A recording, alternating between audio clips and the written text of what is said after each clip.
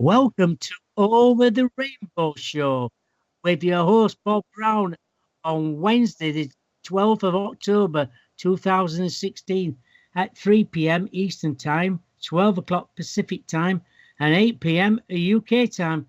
And to all the listeners from around the world, the number to ring the show is 323 902 5497.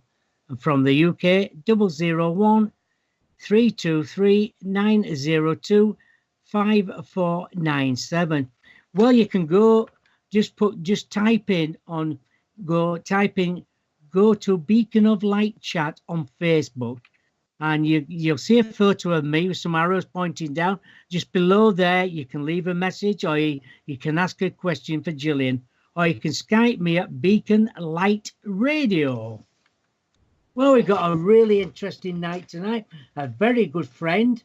It's a long time since Jillian has been on the show, but well, tonight we've got best-selling author Jillian Haslam recounts growing up with her Indian English family during the 70s, facing racism, starvation, abject poverty, death of a family, and middle class surviving. She will inspire the listeners with tales of survival and triumph while outlining key skills that will lead audience members to find new strength and hope that they've ever imagined. We're bringing on air as she shares her inspirational story of sheer courage and resolve leading to astounding success and redemption. She's a popular media guest who has appeared on dozens of television and radio shows worldwide. Can we please welcome Jillian Haslam to the show? Hello, Jillian. Hi, Bob, and thank you for having me. I'm more than grateful. Oh, it's always a pleasure, Jillian, because you're an always busy lady. Like you were saying, you've been up to Edinburgh to do some lectures or speeching up there, and then you've travelled back home. It's very tiring. It's very tiring, yes, indeed. And the trains were down. So a journey that was, 4 hours and 20 minutes took 7.5 hours one way. And then from there, from Edinburgh Waverley to Edinburgh Park, and then a taxi. So all in all, you travel, 2 days for a 15-minute speech. But that's what it takes to do it. That's what perseverance is all about, isn't it? Yes, well, it is. Yeah, I can understand that. Who is your greatest inspirational, your beacon of light? Wow. Bob, I would have to say it's Mahatma Gandhi, Mother Teresa, and then followed by my own mother. All three of them have actually inspired me in very, very different ways. Mahatma Gandhi, because of all his teachings, I'm just obsessed with everything that he taught people and what he did in order to gain, and to fight for independence for his country. I'm amazed. And Mother Teresa, because of just all the good that she's done in the world, and considering the fact and all the vile things that people have said about her, and how she's been able to be and keep that resilience of mind, to detract and to distract herself from all such criticism and just get on with the job at hand. That isn't easy to do, and I marvel at her for having done that and left one of the greatest legacies behind. And of course, my own mother, because I guess she was the most charitable person I know. She would take anyone off the streets and just bring them home and say they're going to stay with us. And we only lived in a room 8 by 10 feet. And she would just take anybody off the street and bring them in. She just loved everyone, Well, very similar to yourself. I guess it's in the genes somewhere, somehow. I know. Can you tell us about your family, your home in Calcutta, and what made you want to succeed? Well, Bob, from the time I was very little and as far back as I can remember, we lived, under people's stairs, as is depicted in the cover of my book, or we stayed in people's houses, in their verandas, behind their houses. And sometimes they kept us for a few days, and sometimes they asked us to move on. And sometimes we stayed on the streets, and sometimes we lived in with somebody who cared for us and gave us a little food and stuff like that. So it was very, very hard, and for all of us, um, growing up. And then after that we moved to a proper slum, but before that we lost four siblings to poverty and malnutrition, and all of them died before the ages of 6 months. So that's really how pathetic our condition really was. And then we moved to a place which was a proper slum.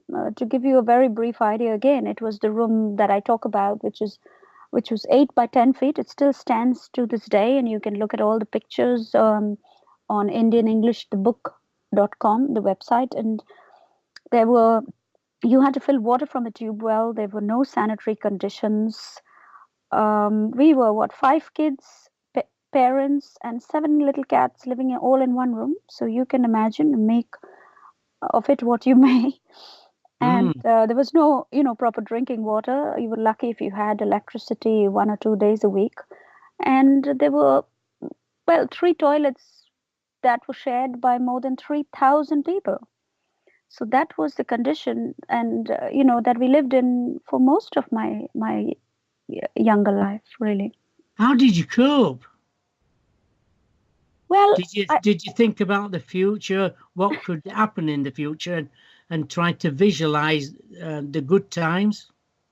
Well, Bob, like I said, in Edinburgh, I was just at a TEDx speech, and I just said over there that we didn't have access to the internet or to any smartphones, we didn't have a telephone or even a television. We had absolutely nothing. Whatever we learned in school, and we were in boarding school, and I was kept home most of the time to look after and help my mom with the little ones, who were very little at the time. And again, a fifth sibling was also dying at the time. So times were very, very hard for me when I was growing up. But coming back to your question, it was very, very difficult to grow up in such circumstances. But I guess you get used to it. But I think what I had from a very young age was the belief that this is not something that we have to accept. These are not the circumstances that we have to accept. Things have to change, and we will make a change, and I will make a change. But my parents, on the other hand, had, because of all the issues and problems and deaths of so many children and everything else and poverty, they had kind of in a way accepted their fate. But I refused to accept it. And I think that was what made all the difference, is when you refuse to accept the circumstances in which you find yourself, that's when you can really get out of anything. But it's when you accept it that you kind of remain in it, But, you were talking about one of the siblings dying, but you helped in every way, trying to get out there and just get a little bit of food to help and feed the little sibling back to health. Yes, she was the fifth sibling, actually, who was dying. And two siblings died before I was born, Carol and Minnie, two sisters. And then after I was born, twins, Kimberly and Alan, a girl and a boy, they died. And I was present for that, but I was very little. I must have been about 3 or 4 at the time. So I couldn't do much. But then I was 8 or 9 at the time when the fifth sibling was dying again of poverty, malnutrition, rickets, whatever the diseases were at that time. And I refused to give up. When I looked at her, she was just skin and bone. You could have put a knitting needle into her eye and it would have touched the back of her head. She was that malnourished, like we all were. But I loved her and I didn't want to lose her. So I used to run to the tea shop every day and ask for free milk in a little bowl. And he used to make me stand there for over an hour, and he used to give me the milk. I used to bring that milk home and mix it with the free homeopathic powder that, the local doctors or hospital had given us. And I used to feed it to her and pray for her and fan her.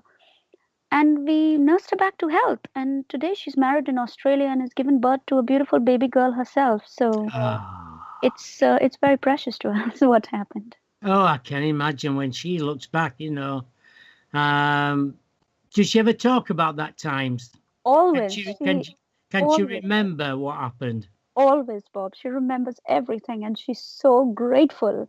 She's so grateful. I mean, for Christmas, I actually wrote a storybook on exactly what happened and I turned it into a children's story and I presented it to her little daughter. And I want her to keep it for the rest of her life because really that is the truth.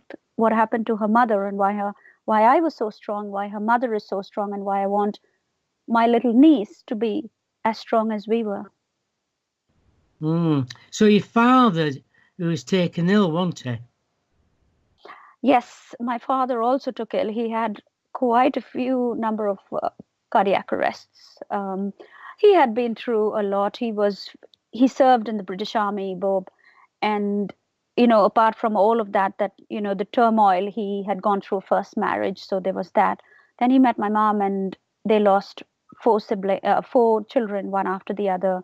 There was moving from house to house to house. They must have moved dozens of times. There was never any money. There was starvation and death and everything. And so, yes, it did take its toll on him. My mother was the stronger of the two, but in the end, there was a 22-year age gap between my parents. But in the end, my mother died much, much before him. But that's because she sacrificed her life for us. She didn't eat anything for weeks and months on end, and she gave everything she could get her hands on to us. And she literally sacrificed her life for us.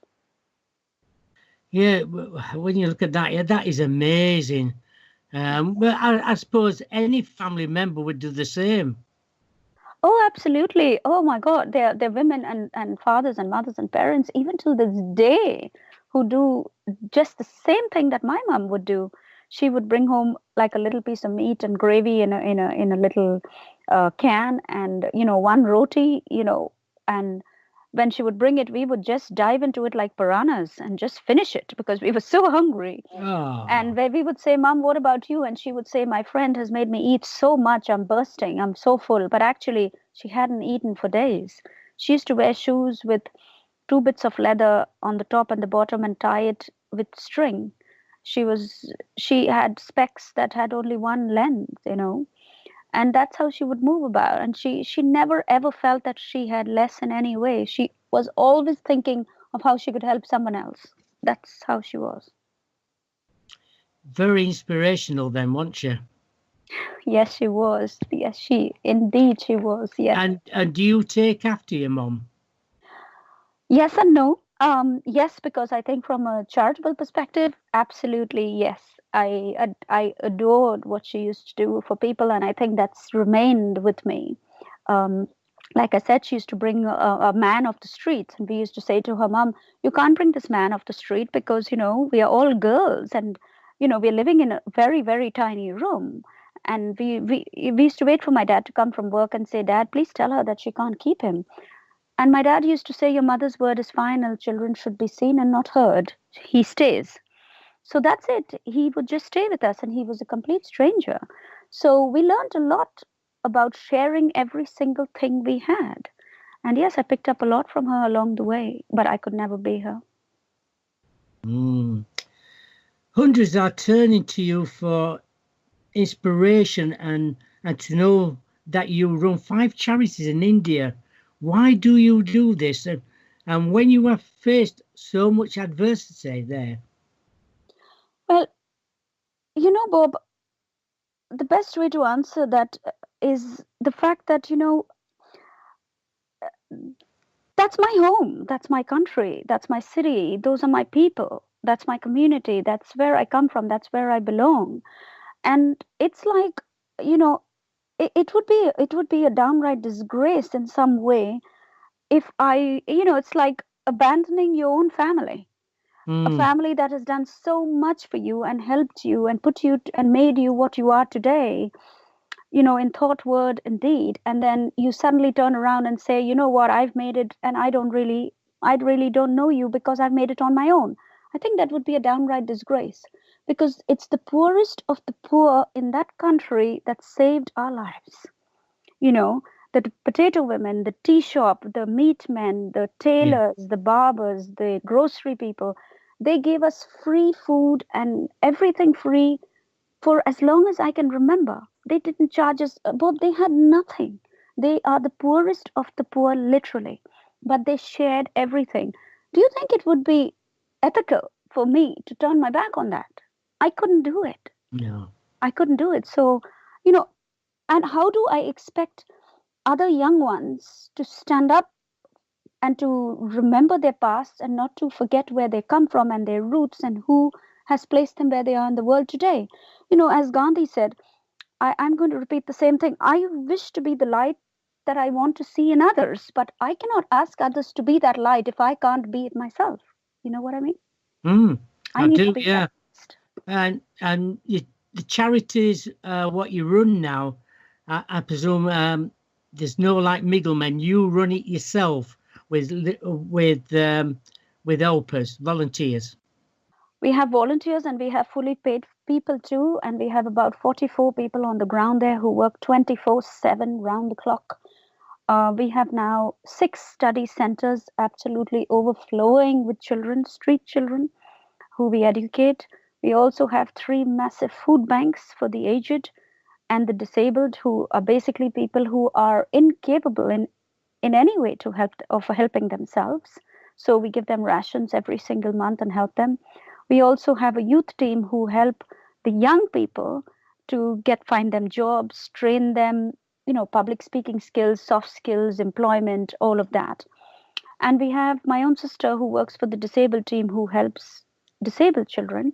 And we also help women in need. So we have 5 teams working round the clock trying to make a difference in lives across the city, as many lives as we can touch. That's brilliant because, like you said, it's poverty. You've got no way of earning money.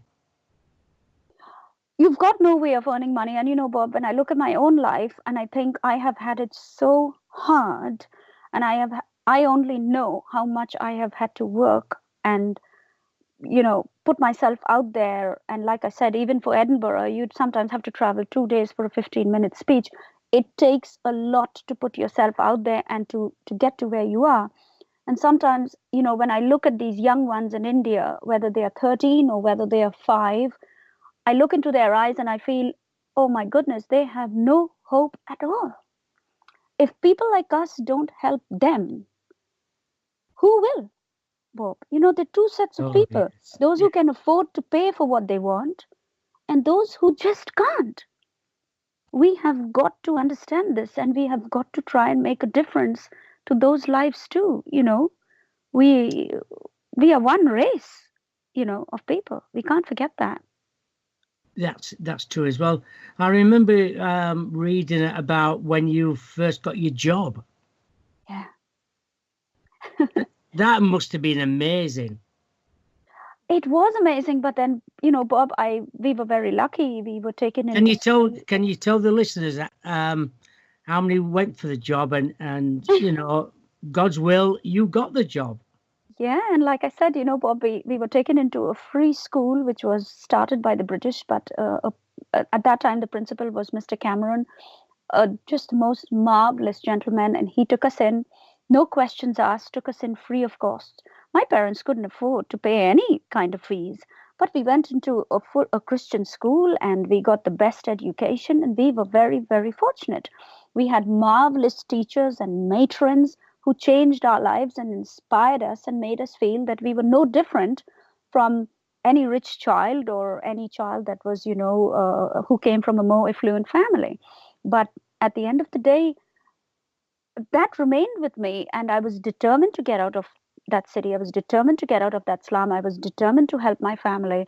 And when I went to Delhi, I started a small job, and then I saw this advertisement in the paper for working for the CEO of Bank of America, and I turned up for the interview. When I turned up for the interview, I had 250 girls sitting in a huge hall, and I was handed a paper and a pencil at the door saying, "Take a seat." But when I looked around me, I thought, I'm going to get this job. I never thought, oh my goodness, how am I going to get this job?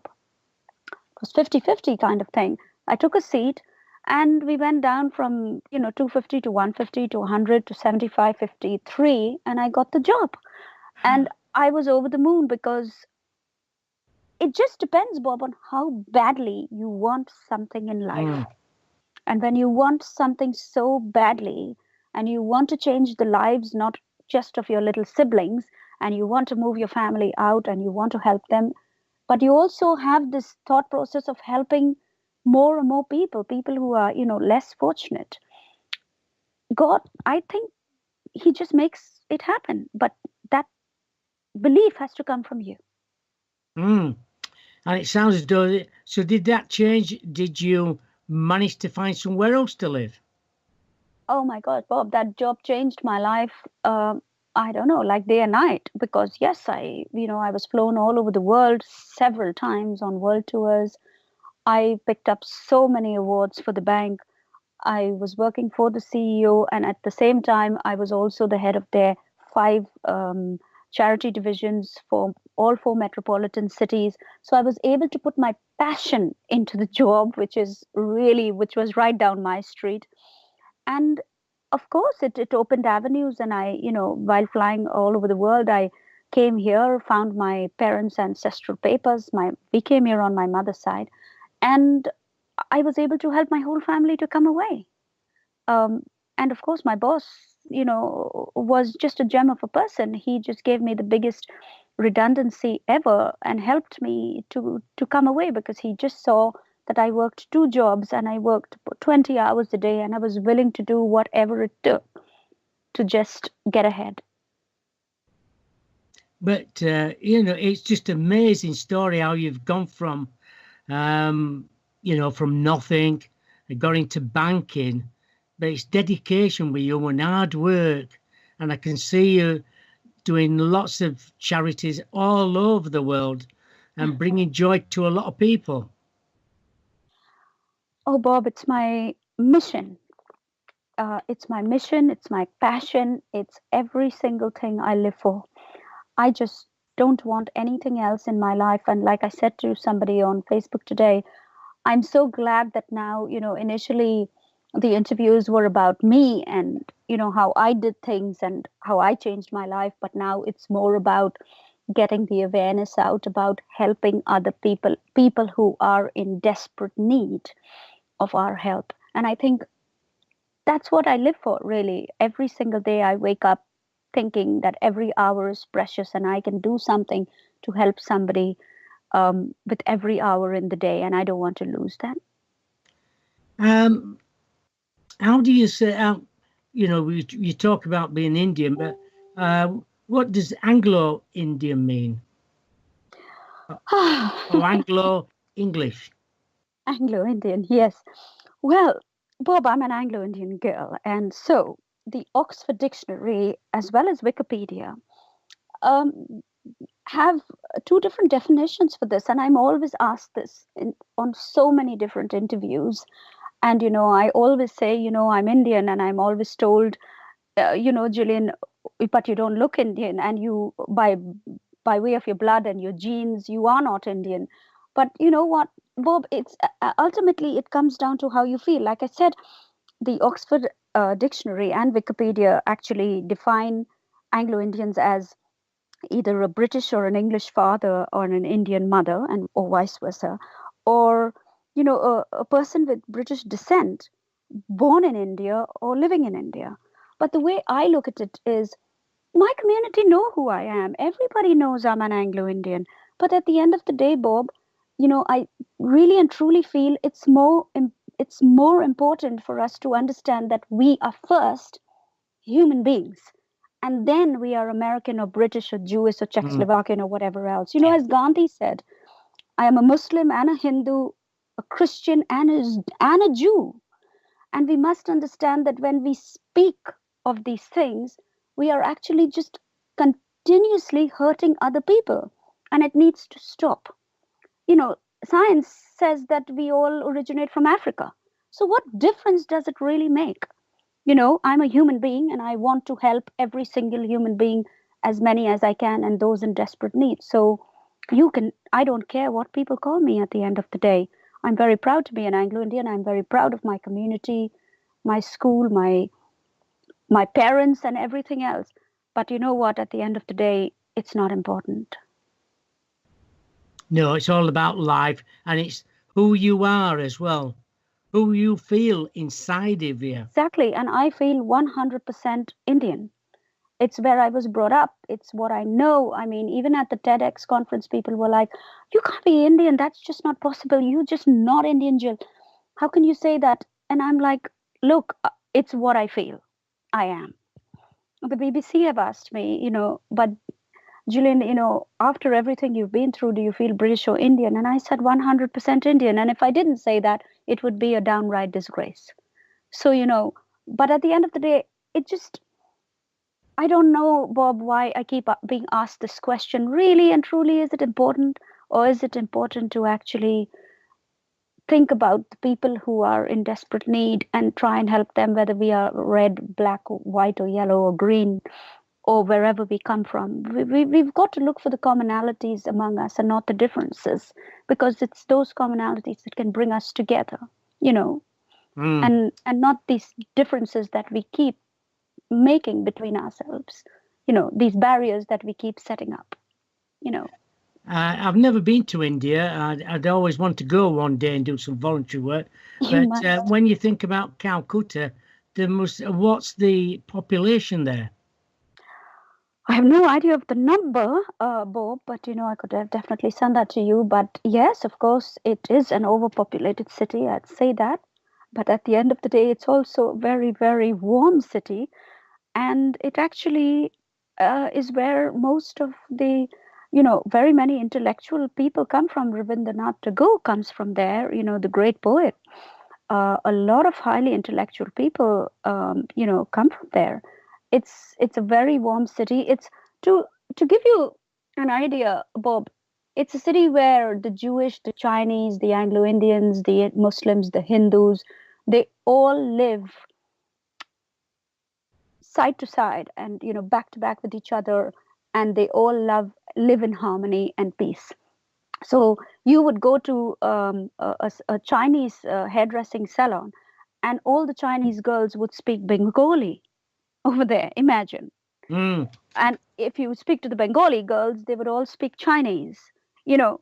And it's just fascinating that we all love each other so much. And that's the way we've been brought up. It's a very warm and loving city. It's a city that could nurture you into becoming another Mother Teresa. That's how I would put it. Oh, then that's so nice as well. And I can imagine you being a Mother Teresa as well, because they must all look up to you when you go over and travel around to all these um, sort of slum areas. You must look at it when you walk down there. You must think, "Oh God, that was like when I was like that," and you must try. And in your heart, you just want to help everybody.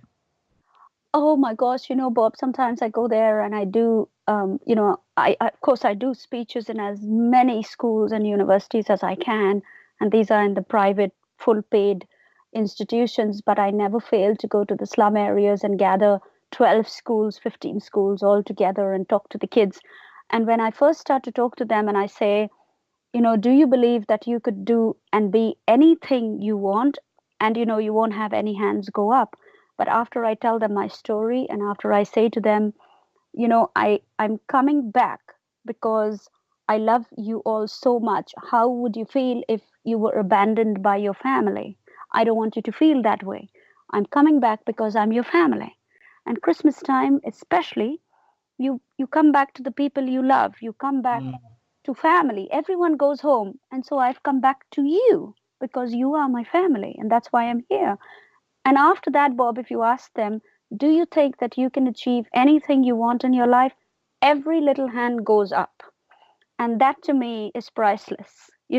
That's what I live for. And that's It what I must. enjoy. It sometimes, Julie. It must fetch tears to your eyes sometimes. Oh my God. Bob, Bob, Do you get upset when sometimes when you're talking to people like that? very upset.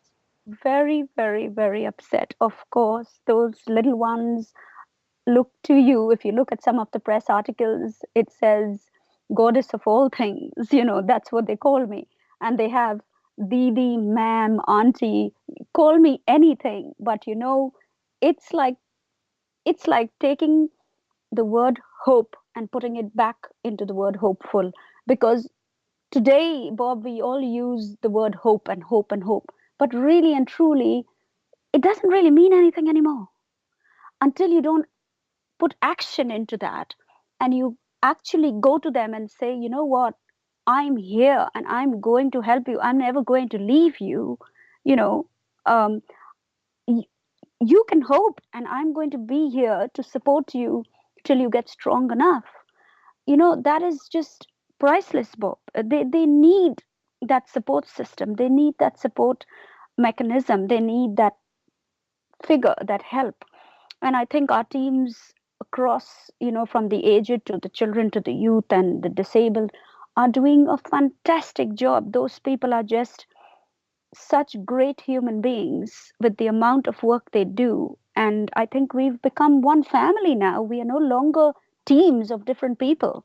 We have become one family because we care so much, you know. But when you look around the world, the amount of food we throw away is incredible. Huh. You know, Bob, it's it, sometimes my sister and me, we are reduced to tears. I was sitting in an airport lounge the other day, and after 12 o'clock, the lady she came with a bin and she emptied all this food into the bin.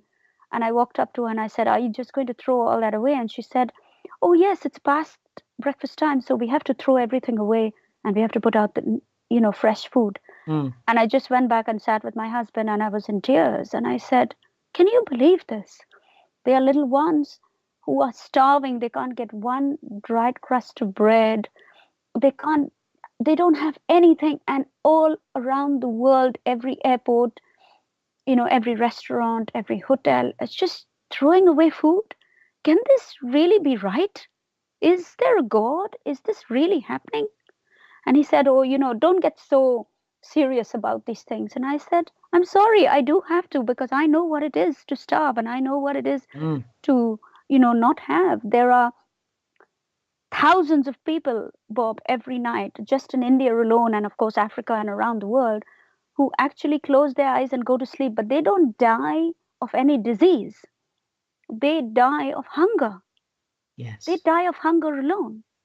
My sister works in a school here, and she calls me up sometimes and she's got tears in her eyes and she says, after the kids eat, they throw everything away. Can you believe this? Do you expect me to stand there and watch that? And I said, look, you can't do anything about it, so just walk away, don't look at it. But it affects us, Bob. It Mm. seriously affects us, you know. I think a lot of the supermarkets now are realizing what the food they are throwing away off the shelves, and they're starting to do food banks now.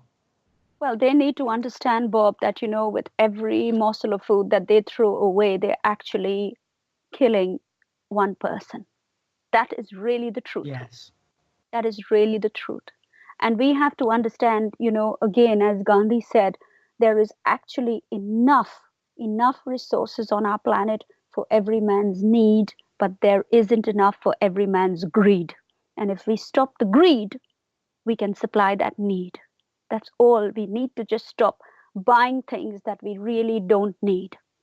And we need to understand that there are lives at stake for everything that we throw away. But now we're talking about that subject now. I know for a fact now, but every time I eat some food and I'm leaving it, I'm thinking, them poor people are out there now.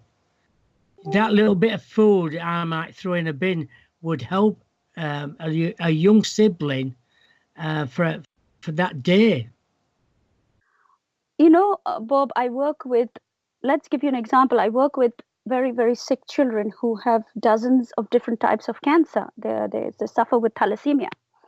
These little kids are hospitalized and they're so weak and so malnourished. And because of the disease that they're suffering with, which is, blood related, they travel long distances on a train from the back and beyond from their villages. They come to the hospital. They are All their blood is drained out. They get in one little box a little bit of potato, few bits of potato and one little roti. Is that really nourishment after you've had a blood transfusion? No. No, but that's all they get. And that's only some of them. There is a 12-year-old girl who works in three people's houses in order to pay for her own treatment. There are pitiful, pitiful stories. There are little children who will pick up, if you throw a sandwich, they'll pick it up and dust it off and eat it. There, if you bite an apple and throw it down, they'll rush to the tap and they'll eat it straight after picking it up from the street. That is poverty. That is hunger. You Yes. know. And obviously, what the eyes don't see, the heart doesn't feel. So people in first world countries don't understand. Don't understand how sad this really is and what hunger truly is. It needs to be brought. There needs to be more of an awareness created about this. We need to try and help just not with food, Bob, but with education.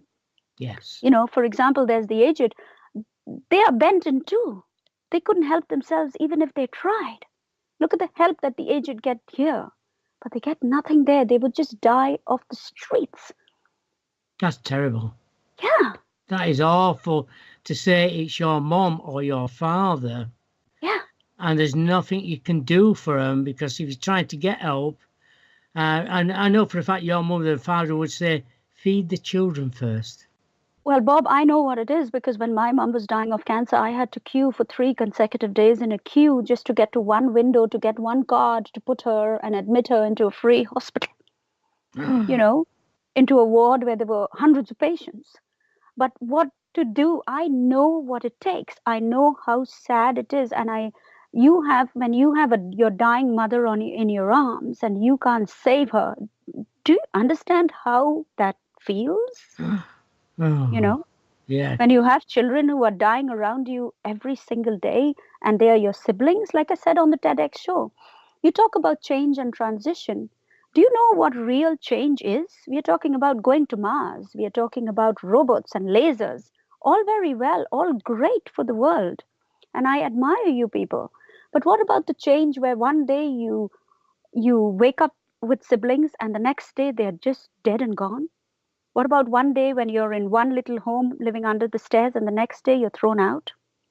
What about one day you wake up and you are a mother to little ones who are even littler than you? What about that change, Bob? How do you Yeah. deal with that change? It's very difficult, isn't it? Very difficult. I know for a fact if it was me in India, and I would give all my food to my children first. Well, that's what most parents do. That's what most parents do, Bob. But the problem is that there is enough, but there is also nobody caring. Most of the people are just getting jobs, finding themselves, taking their families, and leaving, not caring about anybody else. So it's about me, my, and myself. That is the attitude. And many people are actually doing good and trying to help. Yeah. But Bob, I do believe that if we can lessen the greed, we can help with that need. But we need to create more of an awareness. And I can't thank you and Charity enough for doing this show and bringing all these issues to the forefront, really, because the world needs to know these things. There is Vanda's in the chat room, and she's a singer, is Vanda. She's done many galas, and she's asked around and said, "What are you going to do with that food?" They said, "We have to throw it away. We're not allowed to give it anybody." Yeah. Bob, you have got. That's why I said, what the eyes don't see, the heart doesn't feel. You have got to experience this yourself to actually understand that there is some, we are going through life with actually not valuing life itself. Yeah. We've got to understand that there is more than half the planet who don't even know about any of these changes of Mars and lasers and driverless cars and robots in our kitchens and all this, which is fantastic for a first world. But what about us helping these poor people with the transition? But even before that, what about us helping these people to at least eat first? Yes, until you see yourself It's you know, it's many times when you read articles about poverty and all this in India, in Calcutta, around the streets, until you see it yourself, you don't know how hard it is for people to survive. No, you don't. I mean, Bob, look at the article that appeared, a few weeks ago. This poor man in a village, he carried his wife on his deceased wife on his back for 6.5 hours from the hospital back to trying to get back to his village because the hospital said, we cannot help you. There's nothing more we can do. She's dead. Do whatever. And we can't keep her. He didn't even have enough money for conveyance or anything. He carried her on his back, walking down the streets, and there wasn't a soul to help him. Till one journalist took it upon himself to phone and get a van and place the wife's body. And with him walking, with his deceased wife on his back, was his 12-year-old girl. Oh. Think of what that girl will go through. I know what it feels like, Bob, because I was right there when our siblings, Kimberly and Alan, were buried in tea cases in front of our very eyes. They were taken and placed in tea cases, and my elder sister Donna the only memory I have is of her screaming, saying, "Don't put them in, you'll suffocate them, you'll suffocate them." And my mother kept saying, "Don't worry, they're going to Jesus." That's the best explanation she could give her at the time. And myself and my little sister Vanessa were just standing there with mouths open, thinking, why is my mother putting them in tea cases? But my father, just like that man, who carried his deceased wife, he picked up those tea cases and with the villagers went off. Until the day he died, Bob, he didn't tell any of us, not even my mom, where he had put them, because there wasn't any money to bury them. We don't even know where they are or where he had to leave them. Do you know what it feels like to grow up with something like that? Oh, it must be horrendous. Absolutely. And that is still happening. Right now. Till this day, this very moment. That's incredible story. Tell us about the movie that is being made about you and your life. Well, the movie. We've been very fortunate. We've got a great producer, Cyrus Yavna. He's a Golden Globe Award winner and Academy Award winner, etc. And we also have Jack Shoulder, who's now come on board as the director. And they are simply overwhelmed with the story. I cannot describe to you in words, Bob, how great these two individuals are and how great they've been to come on board and, to put all of this together. We have of course, the movie script was initially written by Neil O'Neill, a British screenwriter, and it won the Best Screenplay Award at the Monaco Film Festival in the epic and historical category, actually. And that's how we got Cyrus and Jack on board. And Cyrus has now actually since then rewritten the entire script. And it's just, we've passed it through plenty of directors and producers, and they have said that it's a masterpiece. So now we are in the process of arranging funding. It needs to be shot in 3 countries, America, the UK, and in India. And we are in the process of getting the development package together and then arranging funding. And of course, Alan is part of it all as well. Wow, lovely. Yes, he is indeed, and I'm delighted about that. And then we are going to try and get it out there as quickly as possible, but we are in no hurry because we definitely want to win and want to ensure that it wins an Oscar, and we want to have it translated into as many languages as possible so it can help as many little ones around the world, Bob. But that's my dream. That's how I can inspire very many, really. And I'm sure your dream will come true as well, because once it gets out there, once you get it made and get it out there and show people what it's really like out there and all the suffering you came through and and tragedy with the children, and not just your family, but other families. Yes, and it's not just my family, and that's the whole thing, Bob. It's about creating an awareness for one and all. It is not about me. You know, Maxine Carr said, staying quiet in the world helps nobody. And there are hundreds and thousands of people who actually face so much, but they don't do anything about it. They don't talk about it. They don't want to change things.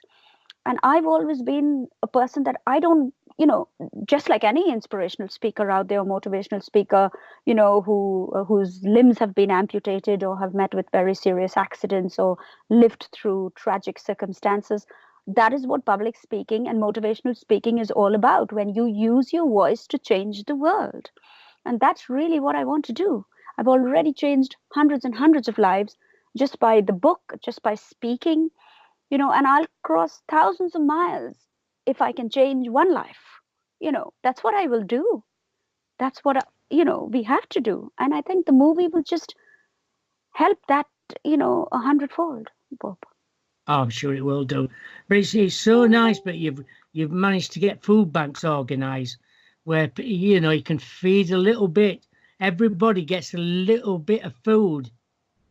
Bob, if you attend the food banks and you see these extremely aged people and who are disabled, they sometimes sign the ration card with their toes, with their feet, because they don't have hands. Oh, no.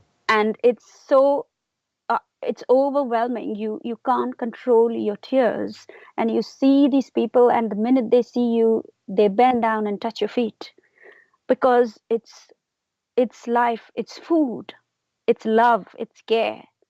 And honestly, Bob, you couldn't want for anything more in life. That is all that you need. That's all that I need, really. Yeah, but it's so nice. But you've been able to, you've got on in life. You've worked hard at what you've done to get a good position, and you're giving it all back now. Absolutely. Like I said, Bob, it would be a disgrace if I only took and I didn't give back, and I just forgot about the people who actually were instrumental in. They may not have, helped me to do all the hard work and stuff, but if they didn't influence my mind and my resilience of mind, how would I could have done any amount of hard work. I would never be the person I am today. But those people, my teacher, Mrs. Raha, my matrons, Mrs. Eversley, Mrs. Williams, Mrs. Goodall, Mrs. Hale, and Mrs. Dice, these are people who have been truly amazing in my life, including my parents. How can I turn my back on them, Bob? I could never do that. I'd rather die, to be honest. And have you set some schools up as well then? Like I said, we have 6 study centers, which are run by teachers and volunteers who help the teachers. And it's run by an amazing lady called Raki. She is just phenomenal when it comes to helping people. And yeah, we take all the street children off the streets and we educate them. And now they're learning all the subjects and more. And oh my God, Bob, when we first started these study centers, these children couldn't speak a word of English. And today they can sing for you, they can recite poems, they can play instruments, they can do everything in English. It's just amazing. So, the message really is that even in the weakest child on earth, just like my sister, Susan, there lies potential. And we have to understand that every child has that potential. But it needs that TLC, that tender loving care, in order to bring out that potential. And if you don't, offer it, you're virtually killing a child, because there's no hope for them then. Yeah, I know. You speak at many schools, universities, etc. What does it feel like to be inspiring the younger generation?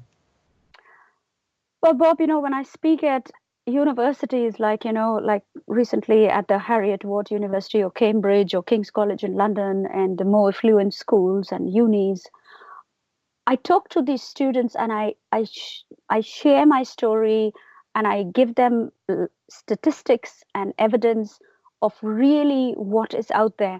And I tell them that, look, you know, old hands have to pass through the baton to new hands, you know, um, and you have got to take that. But your life, we all are on this planet to solve a problem. We all here to do something that is very, very, very special. We all are here with a purpose. You have to understand that your purpose is to try and do something to leave a legacy behind. So, what's Yes. going to be your legacy? Or are you just going to leave the planet where in 2 weeks after your demise, people are not even going to talk about you? Is that what you want? Okay. But I don't want that. And then you can look at, live video testimonials from students, they cry after that, Bob, and they are like, this is like the best, best, best speech ever. They say Mm. things like that, which is so inspiring, Bob, because I know that in a crowd of 500 kids, if I can change two, that's it. Those two can change thousands. And that's really my mission. It's mission accomplished, really. Yeah, because they'll go back and say to the parents, well, we've had a fantastic lady there today, Jillian Haslam, Yeah. talking about starvation. And they'll probably say, can we do something, Mum, for them people in India? Yeah. And on the other side, Bob, if you talk to, the underprivileged and, who don't come from, very affluent private schools, you can inspire them with your story. Like I said at a TEDx conference, I didn't need a smartphone to be smart. I had something that's smarter than any technology on the planet, my brain, my irrepressible mind. I had the guidance from superb caregivers and mentors and people who helped me. And you have it too, but you've got to understand and stop saying things like, oh, if I don't have access to the internet and I don't have a smartphone, I can't be anything. No, you can. You can if you believe you can. And if I can inspire that Yes. one life, Bob, they can then, like in my case, help the rest of their families of 10 and 12 and 14. But then that's all you need is to inspire that one life, and they go home and they can change the lives of their whole family, like I brought my whole family here. When you used to go and beg for food, and are them shops still there now? Absolutely, yes. Oh, yes. I go back every year. Even if you look on, IndianEnglishTheBook.com, you'll see documentaries there where I've gone back and I've met all of the vendors there and they all recognize me. Of course, some of their fathers have died and passed away, Mm. but they're there and they remember us and they love us. They still give me little coconut sweets to eat and they Oh, remember what bread I used to buy and they remember, what my mom used to ask them and how my mom couldn't pay the credit that we took. They love us still this day and they're so happy that we go back and we have not forgotten them. that's inspiring. And I suppose when they see you, the face lights up and they think, oh, Gillian's here. She's come to talk to us and to help us, But to help millions of people but around. I mean, Bob, when I go around the city, I see people taking out the newspaper articles from their bags and they say, see, we keep this. We take it everywhere we go. And they take the newspaper articles with them. And some people say, look, we framed it, we've put it in our home because, Oh, this is what we look at every day. And I say to them, but my face lights up first because it's going back home. How can you not be happy when you go back home? yes, it must inspire you as well when people say that to you. Just like in chat room tonight, today, lots of people in there. Kimberly's just saying, you are very inspiring, Jill. Thank you a million times. That's all I need to serve from the place that's the greater than myself powerful. Thank you, Bob. Kimberly's saying, congratulations. It's they all admire you for what you do. Bob, I truly believe that, we are just instruments in life. We are just being used in order to do a job that needs to be done. I always say to people, I'm no great person. I have done really nothing. I had a calling. I had this passion. I had this craving and this calling to want to change lives and similar lives to what I grew up with. And I'm just being used as an instrument. It's like, make me an instrument of your peace. It's that song. It's you're made an instrument and you're being used to do God's will, and that's how I see it. That there is nothing else happening. I'm doing nothing really. I'm just an instrument. So, what are the charities? Uh, what you give to? Well, as I said, Bob, I do a lot of speaking for various charities, African charities, English charities. A couple of weeks ago, I was speaking for an orphanage, and I just go wherever I can and help. I don't care what religion or what country and what culture they come from. I help as many as I can, and of course, as I said, I have 5 of my own charities, and I'm looking desperately to grow that. I'm launching the National Speaking Academy in India on the 9th of December, and I'm very, very excited about that because I do believe, just like myself, you can inspire young people to speak. And they don't have to have a very great education to do that. If you provide them with the proper speaking skills, oh my gosh, Bob, if you hear some of their stories when you ask them to speak just for 5 minutes, you will be amazed at what they come out with. So these people have the ability to change the world and to speak up, and I want to encourage them to do that. Yeah, I can imagine so as well. It must be when people young as like that have gone to these special academies and to learn to speak English. It must be nice when they speak to you. You think, God, they've come a long way in a very short while.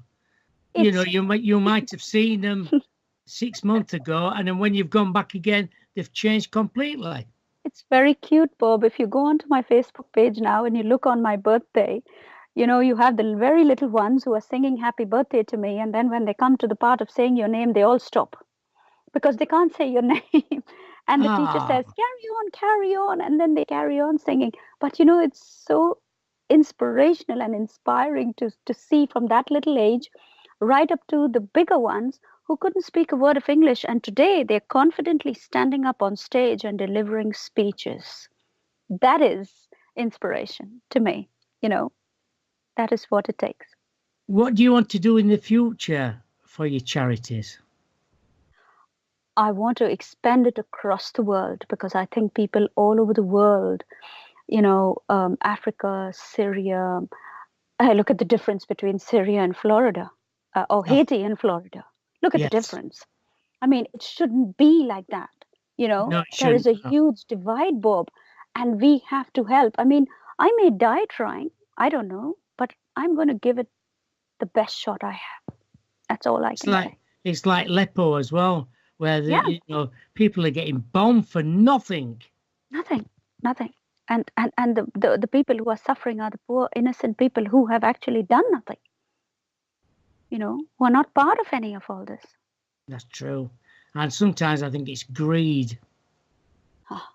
Like I said, it's always down to greed, Bob. Always comes down to that. And it's just a shame when you think about, you see little children, it's like when they've been coming from Syria and they're coming through all different countries and traveling across them seas. And you see, that poor little baby they picked out who died, that was so sad. Oh man, so many little babies, Bob, not just one, but so many little children and so many little kids and so many hungry and so many, orphaned. But if you look at the space that we have in our countries, the fields and the fields and the fields and the space in America and here or, in first world countries, and yet we've put these people in barbed wire fences because they can't enter. I mean, come on. Are we really, seriously, are we living in a fair world? Are those little ones, can those little ones be terrorists at the age of 3 and 4 if you take them in and give them some food and some housing and some warm blankets and a place to stay? Or if you take 10 of your fields and build some housing for them? No, but no, we can't do that. Bureaucracy doesn't allow it. But really, Bob, is that fair? No, it's not fair at all. Come on. I think it's awful, really. You know, it saddens you to see things like this. Yeah. And I was traveling back from Edinburgh, and all I could see was fields and fields and fields and fields of space. And yet these people are caged in barbed wire fences with nothing at all. It's true. When you're coming down from Scotland, there is lots of green patches everywhere. You just look out my window of my own home. Miles and miles and miles. Yeah. Surely we could build a little small town or a little village to put people. We could do much more. You know, I just look out my front window in my home, and as far as the eye can see, I can see a nature reserve with all this space, with not a single man in it. Really? And those little huts are freezing cold. And in Syria, they're just dying, you know, on the streets. And in Haiti, they don't have even water or food. I don't know, Bob. Honestly, I think our world has gone totally wrong. And all we can do is try to fix it. It has. It's the way the earth is going at the moment. And there must be, in all the countries in the world, there must be at least 40 wars going on at the moment, all around the world. Yeah. And you know, it's a shame it happens like this. It's a crying shame. It's a crying shame, Bob. And, you know, it's just very sad that people in power don't see it that way. I know they have to see everything logically and realistically, but there are limits to human suffering as well. And we've got to see that first. I know, because when you see charities round, well, especially in Bridlington, you might get them on a weekend.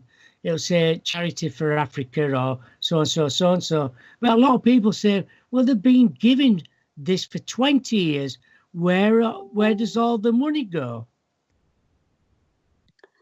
Well, Bob, we also have to understand that, yes, people are giving, and yes, some people are corrupt and the money is going into their pockets. But we also have to understand that there are also millions and millions to help.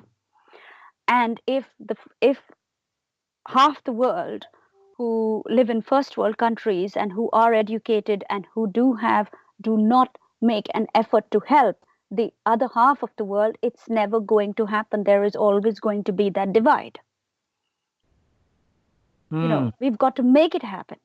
And the way we make it happen is we have to get companies, force multinational companies maybe to take on, 10% of people and employ them in any given capacity and just give them some jobs, help them.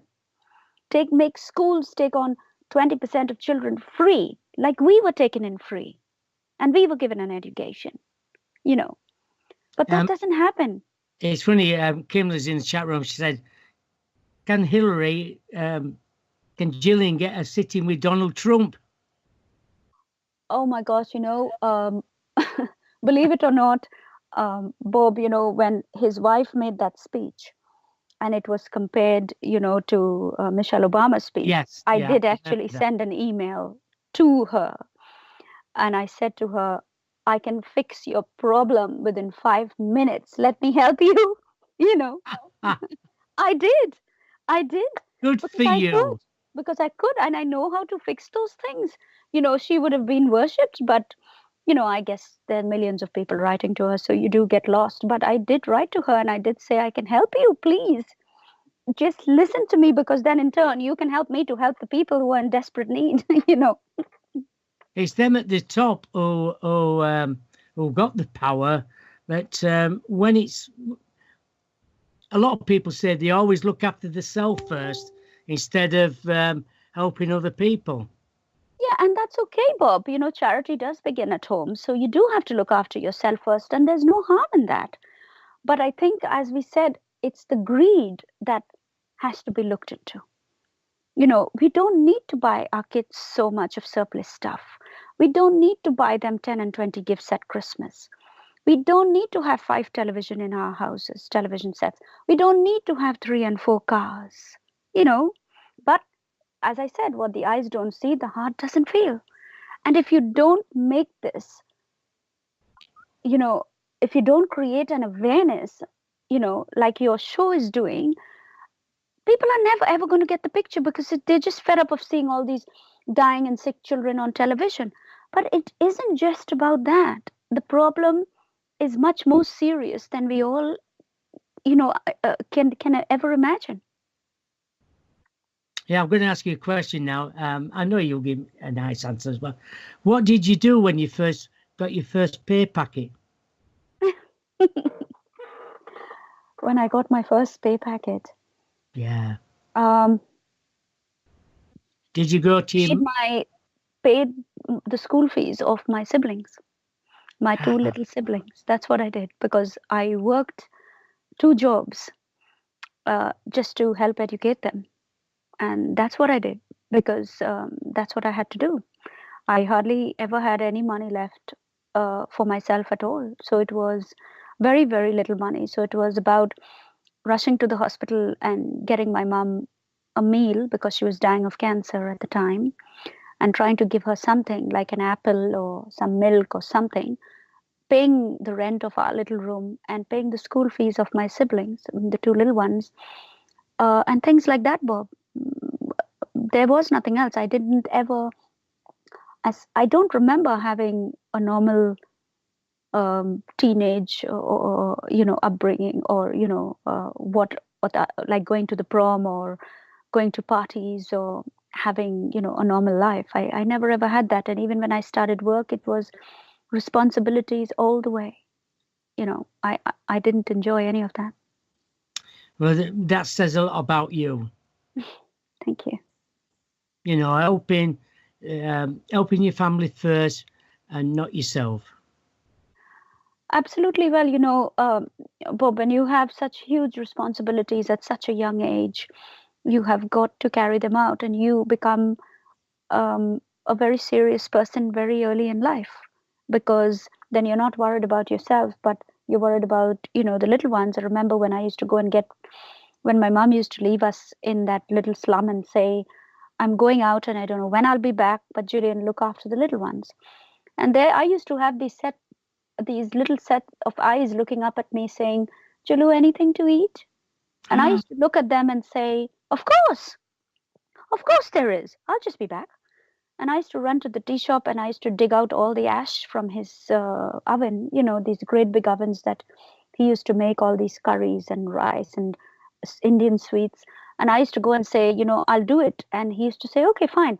Dig out the ash from the oven, throw it far away in the dustbin, and keep coming back. And I used to make about 10 or 20 trips, dig out all the ash. And then he used to take a paper packet and put, some sweets in it. Maybe if I was lucky, a little packet of curry and rice, and I used to rush home and I used to have the little ones just killing themselves laughing at me because I used to be covered in ash.